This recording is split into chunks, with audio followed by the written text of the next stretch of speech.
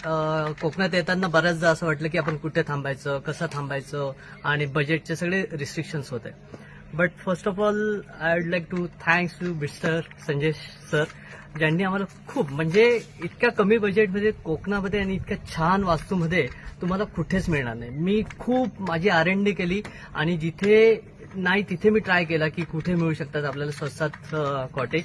But one of the best place I would like to suggest you and you must visit here, not only for the staying but food, one of the best quality. even me try केलं की वाटेमध्ये बऱ्याच ठिकाणी food घेण्याचा, पण जो फूडचा आनंद तुम्ही वाटेत कुठेही घेत असाल तर त्याऐवजी तुम्ही इथेच येऊन फूड घ्या.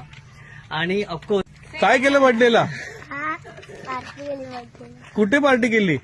रोमिओ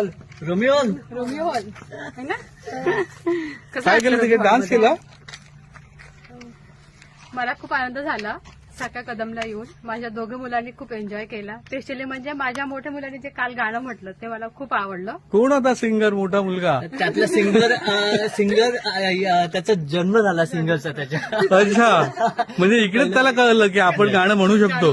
क्या बात आहे. मॅडम तुम्हाला कसं वाटलं?